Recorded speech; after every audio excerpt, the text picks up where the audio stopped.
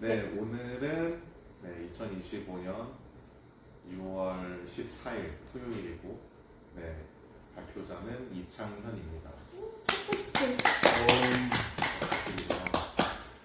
오늘은 주제는 이제 퀀트 투자입니다.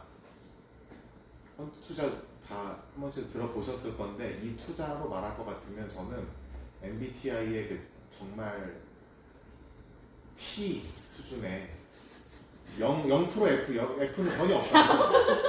아, 정말로요. 왜냐면 그 말 그대로 컴퓨터도 할 수 있는 투자입니다. 왜냐하면 아세요? 진짜 대충 이게 투자 대상을 결정하는데 정말 많이 어렵잖아요. 왜냐면 주위에서 이게 좋다 저게 좋다 뉴스 보면 흔들리고 경제 보면 흔들리고, 근데 이게 과연 가짜 뉴스인지, 그리고 사람은 앞일을 모르기 때문에 이게 정말 아까 말했듯이 이거 괜찮을까요? 물어보는 게 왜겠어요? 사람이잖아요. 미래를 모르기 때문에 투자 대상을 결정하는 거는 항상 어려워요.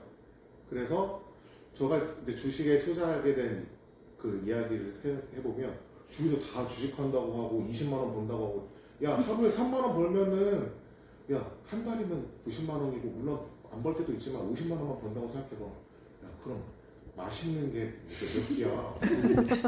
순대국밥 하루에 한 그릇만 먹어도 이득이라고.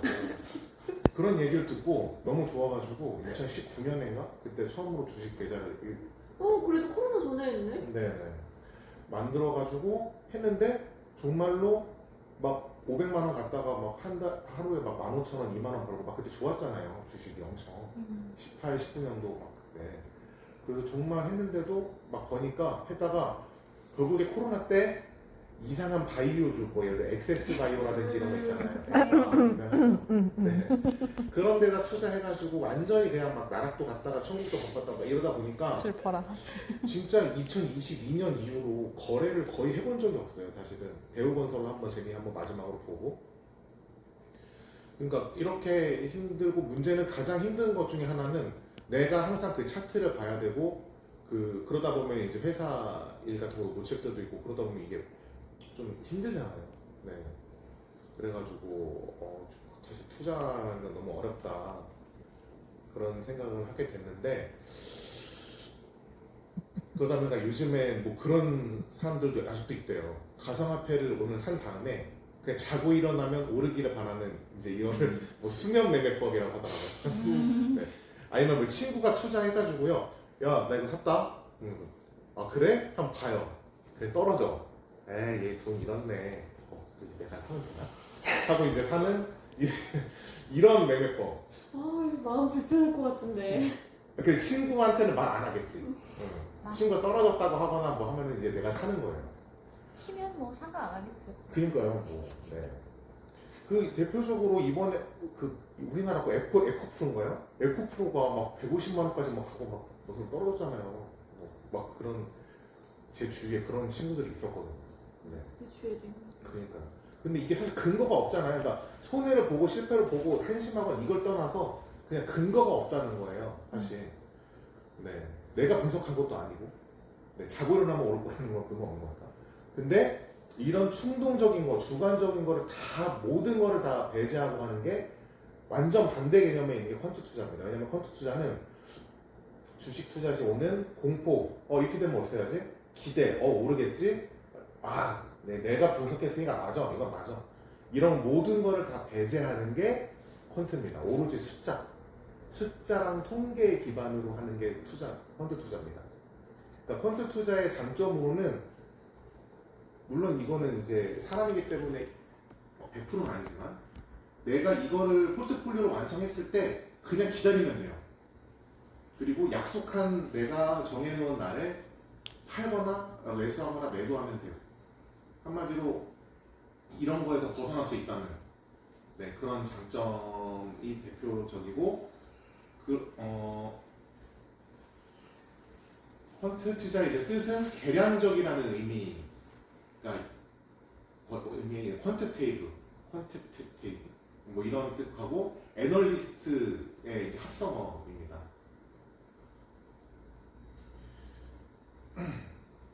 이건 결과적으로 살펴보면은 왜 제가 컴퓨터도 할 수 있는 투자라고 했냐면, 단순하기 때문에 알고리즘만 짜놓으면 컴퓨터도 충분히 할 수가 있는 거예요. 데이터 같은 것만 넣어놓으면. 그래서 실제로 지금 펀드라는 것도 있다고 해요.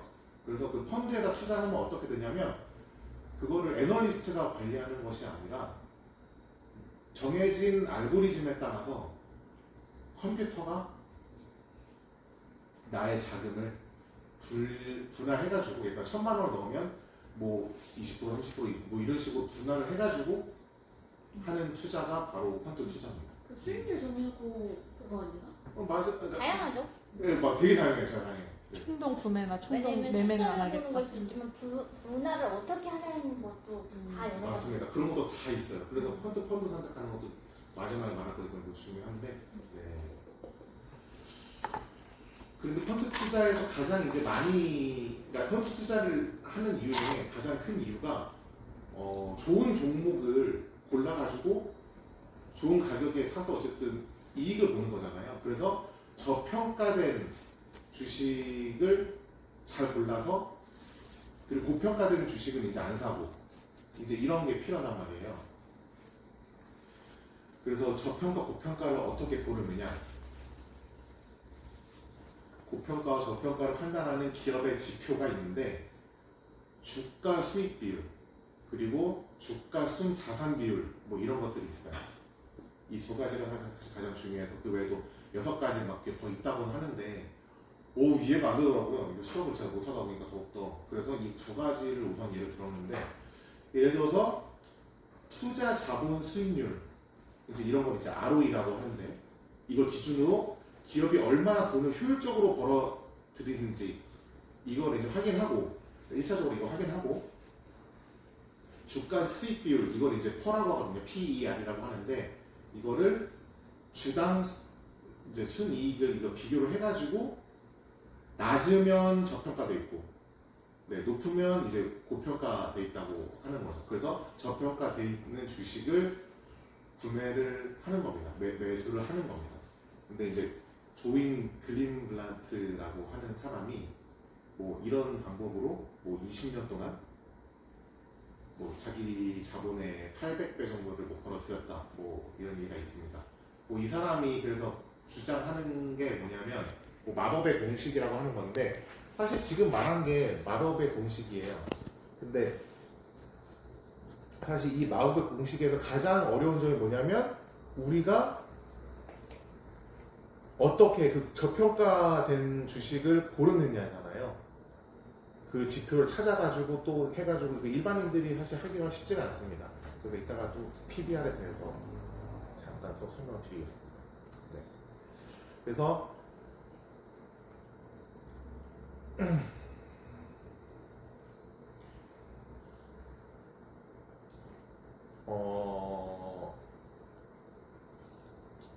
조엘 그린블라트도 딱 2가지 지표만 썼대요. 자본 수익률, 그리고 기업 가치 수익률.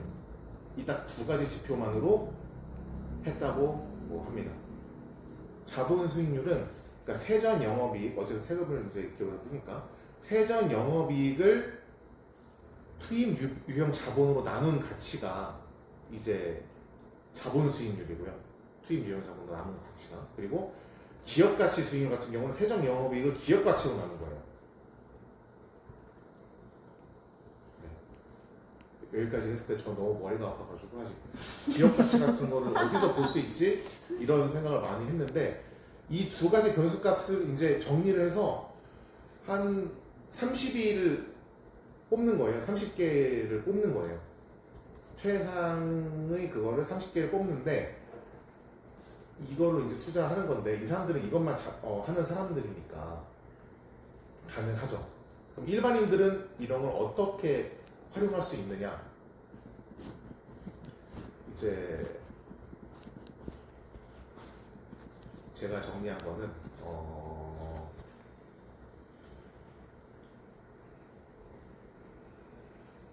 우선 그거부터 해야겠네요. 네. 자본 수익률하고 기업 가치 수익률, 이 뭔지. 자본 수익률이 높은 회사는 적은 비용으로 이제 큰 이익을 내는 그런 회사고, 기업 가치 수익률이 이제 높은 경우에는 싸게 사서 높은 수익을 얻을 수 있는 그런 회사라고 합니다. 이 두 개의 지표를 이제 조합해서 하는 게 마법 공식이라고 하고요. 네, 그래서 우리는 어떻게 해야 되느냐? 첫째로는 시가총액이 우리나라 기준으로 설명을 드리면 500억에서 1000억, 그러니까 500억 혹은 1000억 중에 고르는 거죠. 근데 저는 1000억 원 이상만 해도 너무 많아가지고 힘들 것 같아서 1000억 원 이상 되는 그런 회사만 추려가지고 우선 그 1000억 원에 대한 이제 기업 리스트를 먼저 뽑은 다음에 아까 그 마법 공식을 적용을 시켜요. 그래서 최상위 등급을 선정합니다. 그 다음에 최상위 등급이 나오면 이제 거기서 다 5위 이렇게 나올 거 아니에요? 뭐 5위, 10위 나올 거 아니에요? 그 중에 5개를 사요. 근데 어떻게 사냐면 다 사는 게 아니라 이거를 내가 정하는 거예요. 이거는 2개월 내지 3개월. 너무 길게 가져가지 말고 한 3개월 정도가 좋을 것 같아요. 직장인들 너무 바쁘니까. 전 귀찮은 게 또 싫어가지고 막 한 번에 하고 이제 안 하고 막 이런 걸 추구하다 보니까. 그래서 4번 정도 되겠죠. 3개월이면. 그러면 이거를 4번만 하면 되는 거예요. 그러니까 내가 1월 1일에 분석한 거랑 4월 1일에 분석한 거랑은 그 순위가 달라져 있을 거 아니에요. 그렇죠. 시가총액은 안 되면 거의 안 되면도. 네, 그래서 거기서 1위부터 5위가 또 바뀌면 마음에 안 들면 팔고 또 거기서 또 5개를 또 사는 거예요. 이렇게 해가지고 최대 1년 동안 보유합니다. 그러니까 아무리 계속 올랐어도 오른 주식이라도 1년만 가지고 있다가 매도하는 거예요. 이렇게 해가지고 수익을 내는 겁니다. 그렇게 되다 보면은 대충 1년에 뭐 5개씩 한 사람은 한 20개 정도의 포트폴리오가 될 거고, 아니면 7개 정도 한 사람들은 30개 정도 포트폴리오가 만들어지겠죠. 네. 그래서 한 번 매도 빡 하고 한 번 매수 빡 하고 그 하루에 이제 몰아서 이제 하는 거예요. 그렇게 해가지고 이제 3개월 혹은 2개월 이거 이제 정리해주는 사람은 그냥 2, 3개월 이렇게 표현을 하더라고요. 이렇게 해가지고 한 1년 정도만 보유하고 매도하는 방식으로 해서 수익을 내는 거다. 네, 이게 펀드 투자라고 합니다. 근데 펀드 투자하는 게 딱 이게 아니라 아시겠지만 그 기준을 뭘로 잡느냐가 따라 달라요. 그냥 정량, 내가 뭐를 얼마나 해가지고 할지 이거는 내가 정하는 겁니다. 그래서 일반인들 아까 말했듯이 그 마법 공식을 하는 게 쉽지가 않아요. 그래가지고 일반인들이 적용할 수 있는 공식, 이제 PBR을 활용하는 거를 소개해드릴 거고 하는데요. 사실 PBR은 주가 순자산 비율이라고 합니다. 주가 순자산 비율. 네. 이거는 찾아볼 수도 있대요. 이제 재무지표 같은 거 보면 PBR을 쉽게 찾을 수도 있어서 활용을 쉽게 할 수가 있고, 그래서 주가를 주당 순자산으로 나눈 지표니까, 즉 주가가 주당 순자산에 비해서 몇 배로 거래되고 있는지를 이제 보는 거예요. 그래서 PBR이 1이면 주가와 한 주당 순자산이 같다고 하는 거고, 이제 딱 이게 중간이고요. PBR이 1보다 작으면, 아까 말했듯이 이게 저평가됐다고 평가를 하는 거죠. 그래서 PBR이 1보다 작으면 이게 이제 주가에 비해서 주당 순자산이 크다는 거기 때문에, 이게 저평가되어 있기 때문에 이런 것들을 모아서 순위를 또 매기는 거예요. 이건 나 나름대로. 그러니까 아까 말했듯이 500억에서 1000억 이거를 언제 다 정리하고 있어요. 그러니까 내가 관심 있는 기업들 리스트, 내가 이제 그런 리스트들을 뽑아가지고 그거를 이제 PBR을 분석하는 거죠. 그래서 직전 연도에 비해서 직전 연도에 비해서 흑자라든지, 아니면 내가 일정 기준으로 이 기업을 먼저 선정해요. 그게 이제 아까 말한 1단계 500억에서 1000억 그거를 이제 잡는, 그거 대신에 이걸 하는 거예요. 내 기준대로. 그리고 직전 연도 흑자였다, 그리고 전망이 좋다고 한다, 이런 걸 기준으로 이제 다 선정한 다음에 이거를 이제 PBR이 낮은 순서대로 해가지고 낮은 순서대로 해서 이제 1위부터 5위까지를 매도, 매수하면서 1년 단위로 이렇게 최대 1년이겠죠? 3개월 해서 팔 건 팔고 살 건 사고 이런 식으로 해서 하는 방법을 모든 걸 배제하고 통계랑 숫자만. 네, 이게 퀀트 투자에서 네, 일반인들이 적용하는 방법이라고 합니다. 진짜 TJ의 투자 같다 뭔가. TJ죠, 진짜. 나도 저런 거 했었는데 초기. 저는 진짜 못하겠더라고요. 근데 이제는 해야 될 것 같아가지고 알아보다가 PBR이랑 네. PER이랑 PBR이랑 ROE만 보고 그러니까 세 개만 보고. 맞아요. PBR. 네. 그래서 이런 투자 방법도 있다고 하는데 우리나라 주식에 뭐 S&P 500을 사든 뭐 우리나라 주식에서 유명한 걸 사든 이거 한 20% 정도 보유하고 미국 주식을 또 20에서 25% 보유하고 그리고 금 그리고 그거 국채 미국 국채 네 미국 채권이죠 미국 채권 네 그렇게 해서 4개를 비율을 조정해 가면서 이제 투자를 하면서 비율을 이제 조정을 하는 거예요. 그 말 들어보셨나요? 4월에서 11월은 주식이 좀 강하고 11월에서 4월이 좀 약하다 뭐 이런 얘기 들어보셨어요? 알죠? 네. 그러니까 그래가지고 이때는 반대쪽 금이나 뭐 채권 쪽을 좀 늘리고 그리고 4월에서 11월에는 뭐 주식 쪽을 좀 늘리고 막 이래가면서 투자를 하는 그런 방식도 있다고 합니다. 근데 우선 저 주관적인 감정을 배제한다는 것 자체가 좀 우선 숙제가 될 것 같은데 네, 그래서 근데 바쁜 직장인들한테 어떻게 보면 좀 필요한 투자 방법이 아닐까. 네, 그리고 소위 말해서 게으른 사람들한테도 적용을 할 수가 있는 그런 투자 방법이 아닐까. 네, 제가 좀 게을러가지고 네, 그래서 한번 가져와봤고 그래서 아까 말했듯이 퀀트 펀드라는 것도 요즘 있다고 그랬잖아요. 그래서 이거 사이트를 아직 제가 검색을 많이 못 해봤어요.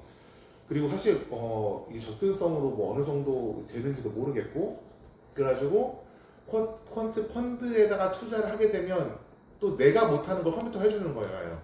그걸 다 배제하고 온전히 통계랑 숫자로만 하기 때문에 알고리즘에 따라서 물론 이제 알고리즘 같은 공개가 돼 있겠죠.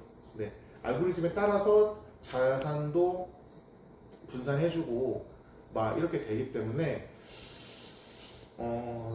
나중에는 한번 퀀트 펀드에 대해서 한번 또 연구를 해볼까 네 이런 생각도 좀 해봤습니다. 근데 아직 퀀트 펀드는 제가 제대로 조사해보진 않았고요. 근데 챗GPT만 해도 요즘 그거를 잘 넣으면 분석을 해준다고 하더라고요. 그렇겠다. 네, 근데 데이터가 다 있으니까. 네 그러니까요. SCP가 직접 사고팔고 해주면 좋겠다. 아마 그렇게 뭔가 앱이 연결해서 있잖아요. 하는 사람들이 앱이 있다고 있잖아요. 들었어요. 진짜로? 앱에서 하면 되죠. 그게 바로 앱이니까. 그거를 AI로 그런 거래하는 거를 그 코로나 때부터 다른 증권사에서 되게 많이 했어요. 많이 하고 있죠. 그리고 뭐 접근적이 안 돼서 그렇지. 업비트 같은 경우는 AI도 아니고 그냥 아까 말한 알고리즘처럼 짜가지고 그거 넣으면 내가 뭐 포착하지 못할 때 24시간 돌아가니까 네. 수익률 정해놓고. 맞죠. 수익률 2% 딱 정해놓고 2% 될 때까지만 거래하고 그냥 멈춰요. 그냥 하루 동안 24시간 거래 안 하고 뭐 9시 땡 되면 다시 거래해가지고 또 2% 채용 안 하고 근데 또 마이너스 2% 떨어져도 또 거래 안 하고 맞아. 왜냐면 또 계속 떨어질 수 있으니까 걔는 그래서 방어 또 만들어 놓고 뭐 그런 식으로 해서 하더라고요. 네. 전업 투자하시는 분들이 이런 거 많이 해요. 근데 데이 트레이딩 저는 하시는 컴퓨터 분들. 투자 굉장히 높게 평가를 했었는데 제가 나중에는 그래도 기업 분석이 안 되고서 하는 거는 그냥 숫자만 바라보고 하는 거잖아요. 그러니까 이 기업이 뭔지도 모르고 사야 되는 거예요. 맞습니다. 그거의 단점이 있어서 정말 공부하지도 않은 기업을 샀다가 그냥 숫자대로 파는 거가 용서가 안 되더라고요. 실제로 맞아요.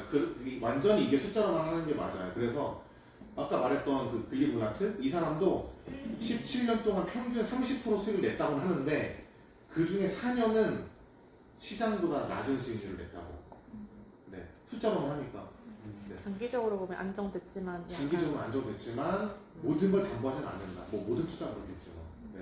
그래서 그 사람은 설마 몰랐겠어요? 그렇게 잘하는 사람인데 그게 뭔지 모르고 샀겠어요? 하지만 그거를 또 그걸 해버리는 순간 데이비드 순간 펀트 깨지잖아요. 그치. T가 1이 되잖아요. 그러면. 무시에 물려진 거 아니야?